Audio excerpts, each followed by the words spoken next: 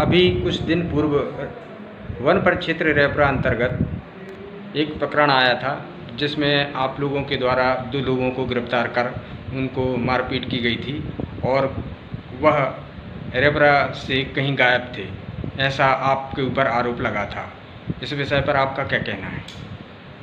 देखिए, जो आरोप लगा था 9 तारीख को वो लोग वन विभाग की ज़मीन पर अवैध रूप से जुताई करके कब्जा करने के उद्देश्य से आए थे और वन अमले ने उन्हें समझाई दी थी, लेकिन वन अमलों को उन्होंने धमकी दी थी और उन्होंने कहा था कि हम नहीं ज़मीन जूतेंगे। इस उद्देश्य में समझाया उनको, उनके कथन लेख कराने के लिए उन्हें रेपरा ले आए थे और ज़मानत पे उनके मुचलका पे उनको छोड़ा गया था। और जहाँ तक मारपीट का सवाल है तो विभाग के द्वारा किसी कर्मचारी के द्वारा उन्हें कोई मारपीट नहीं की गई।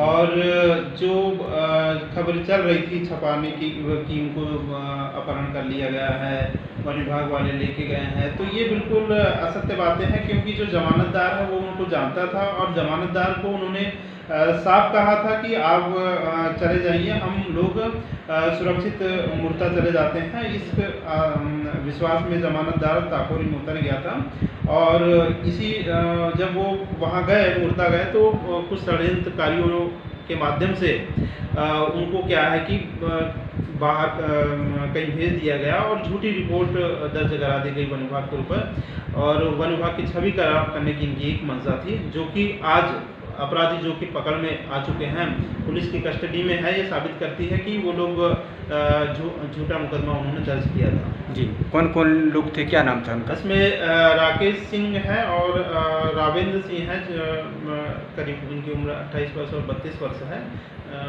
आए हैं, उन्होंने कथन अपना लेख भी कराया है। और आपके चैनल के माध्यम से मैं एक मैसेज भी जनता को देना चाहूँगा कि सरकार और प्रशासन का उद्देश्य जो है, उनकी मंशा लोगों को परेशान करना नहीं है। जहाँ तक पट्टे का सवाल है तो पट्टे जो है वे एक विधिवत प्रक्रिया के तहत में तहसील ऑफिस में, ग्राम पंचायत के माध्यम से या कलेक्टर महोदय को दें। और यदि वे 2005 के पहले के हैं, 13 दिसंबर 2005 के पहले के हैं, तो उन पर विधिवत रूप से उनको पट्टे दिए जाएंगे और अवैध रूप से कोई भी कब्जा करने का प्रयास ना करें, नहीं तो कानून जो है अपने हिसाब से कानूनी कार्रवाई करते रहेगी।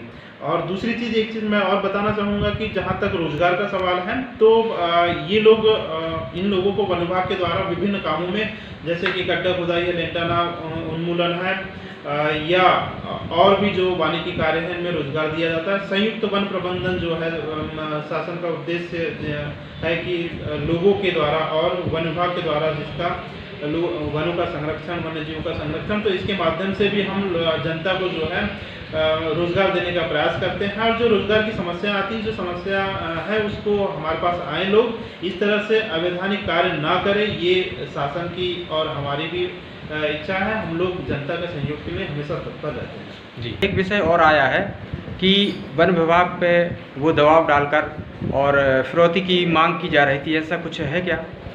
हाँ, ये बात बिल्कुल सत्य है। हमारे वनरक्षक जिन्होंने श्री गोरेलाल आदिवासी से संपर्क किया था, फोन टेलीफोनिक चर्चा हुई थी, तो टेलीफोन पे उनके द्वारा 50-50 हज़ार रुपये की मांग करने की के एवज में अपराधियों को प्रस्तुत करने की बात कही गई थी।